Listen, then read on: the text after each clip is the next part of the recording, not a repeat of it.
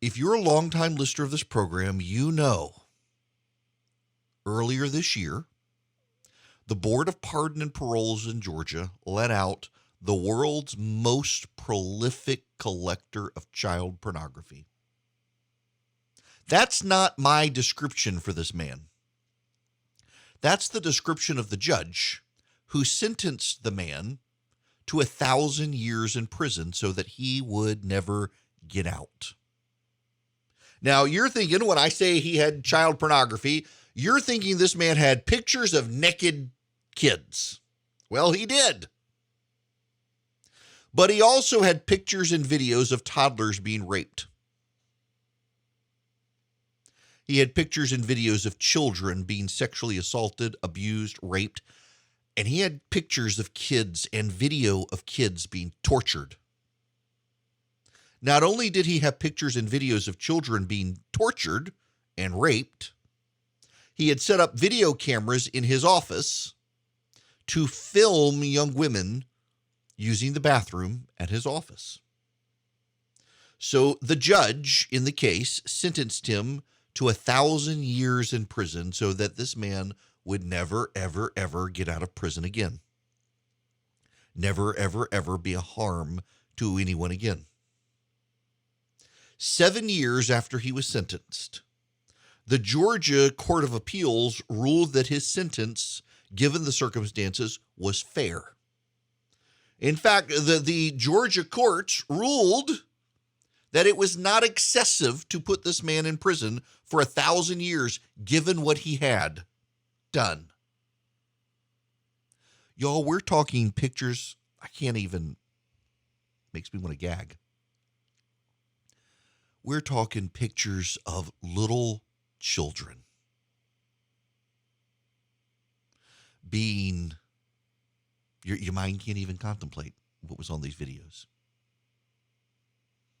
You have to go to a place that does not exist in your head to be able to comprehend what this man had videos of. Things that, were they your child, you would wish to murder the people who did those things to your child. And he was put away for 1,000 years. And on appeal, the Court of Appeals ruled it was justified. Think about that. All he had were pictures and videos, but the extent of them and the nature of them, the court ruled justified 1,000 years in prison. And 3 weeks later, they let him out of prison, and he walks the streets of Atlanta today. The courts did not do this. The Board of Pardon and Paroles did this. The Board of Pardon and Paroles in Georgia is an executive branch entity that is removed from the governor's control. The governor of the state of Georgia has no power over the Board of Pardon and Paroles. The reason was, back in the day, the Georgia governor used to exert pressure on pardon and paroles. And so a constitutional amendment was passed that structures it as an entity in and of itself that the governor, all he can do is appoint. The current governor, Brian Kemp, has only just in the last 3 months made an appointment. All of the other members of the Board of Pardon and Paroles were appointed by Governor Nathan Deal. And on his way out the door, he quickly reappointed them to deprive Brian Kemp, the current governor, of any appointments. And it is those members of the Board of Pardon and Paroles who allowed the world's greatest, most prolific collector of child pornography to roam the streets of Georgia. The only people who can do anything about this are the members of the Georgia legislature. They're the only ones. Why? Because the legislature has the power of oversight, the power of investigation, the power of budget, and the power of impeachment. They could impeach the members of the Board of Pardon and Paroles. And you should know the Georgia Supreme Court and the Georgia Court of Appeals have been fairly outspoken that something must happen, because this is not the only sexual predator the Board of Pardon and Paroles has been light on. Had a guy a couple of weeks ago who was let out of prison early for rape. There was another guy, a member of the Court of Appeals, drew my attention to this case. He was a sexual predator. The Board of Pardon and Paroles let out of prison earlier than they should have. And then they did not require him to report. So he's gone. He's somewhere we don't know. They didn't require him to register, and they did not require him to report. So there's a sexual predator somewhere in the southeast United States roaming free, and the Board of Pardon and Paroles didn't require it. And when they went back and said, wait, dude, you got to do this. Unfortunately, the Georgia court system doesn't say, no, you let him out. You pardoned him. You can't now make him come back and do this because you've already let him go. Now, I bring this up because the Georgia legislature could have done something. I talked about it all last year when they were in their legislative session, and they did nothing. They did not inquire. They did not investigate. They did not impeach. They did nothing. The world's most prolific collector of child pornography, who had pictures and videos of children, not preteens, not teens, children, toddlers, in all sorts of sexually explicit torture videos. And your legislature in Georgia chose to do nothing. Neither the Republicans nor the Democrats did anything to address the situation. But today in the Georgia House of Representatives,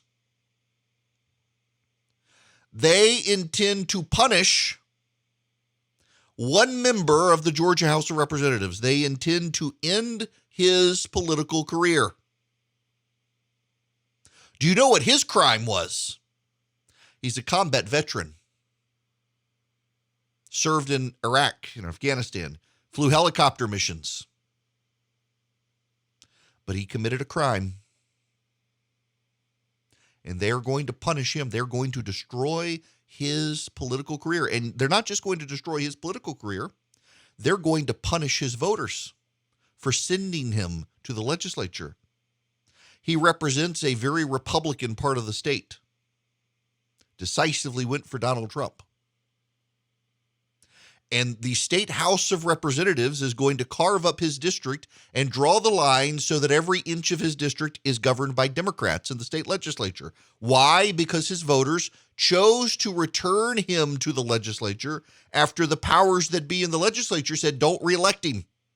They chose to do it anyway. The voters chose to do it. And so this Republican part of the state of Georgia must be punished because they sent a criminal to the state legislature. Do you know what his crime was? He had the audacity to suggest the Speaker of the House of Representatives might be corrupt and need to go. That's it. He challenged the Speaker of the House, who is corrupt and does need to go.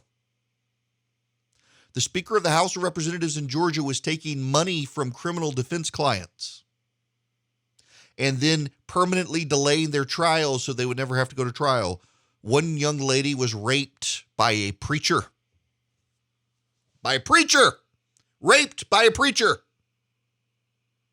And the preacher went to the Speaker of the House of Representatives in Georgia and paid him an exorbitant sum of money. And for 10 years, the Speaker of the House of Representatives dragged the case out so the man never had to go to trial because the Speaker of the House was able to get the law changed in Georgia that if a lawyer was the Speaker of the House, he could perpetually delay cases. And he did for a fee. The young lady tried to commit suicide. She couldn't get closure on what happened. The church that her parents belonged to blamed her and the family. How could the preacher we invited do something like that? For a decade, this girl lived with the trauma.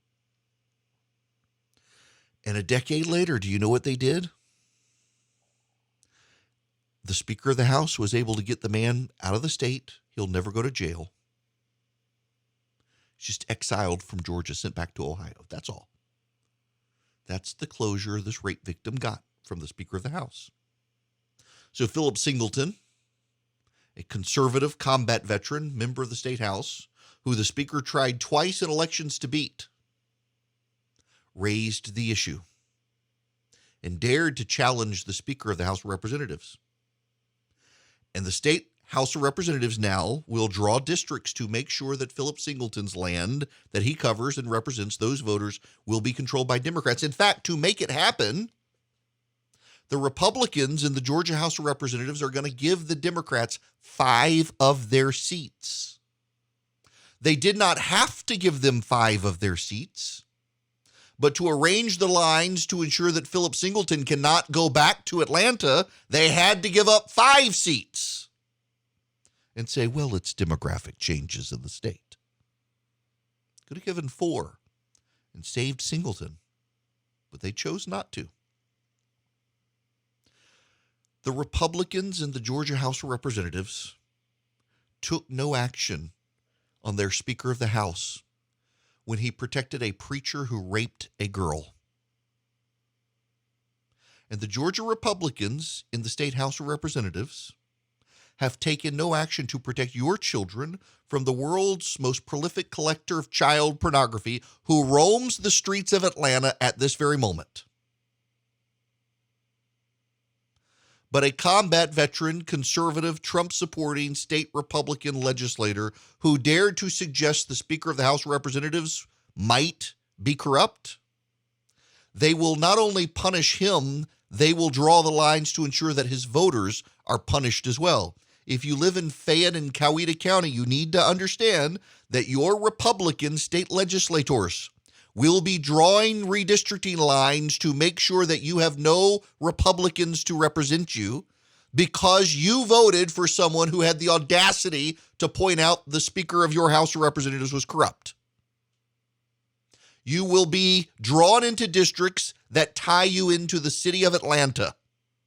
And so Democrats from the city of Atlanta will govern you in the state legislature, though you chose to move not even to the suburbs, but the exurbs of Fayette and Coweta County. You will be stuck with Democratic rule for your districts because the Speaker of the House of Representatives in Georgia found no time at all to investigate why the world's most prolific collector of child pornography got out of prison after 7 years of a 1,000-year sentence, but he can move heaven and earth to make sure that you, the voters of Coweta and Fayette County, are punished for the next decade for daring to send a combat veteran to the state house who questioned his power.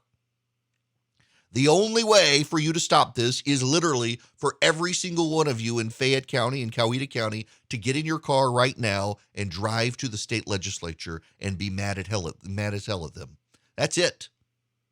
That's it.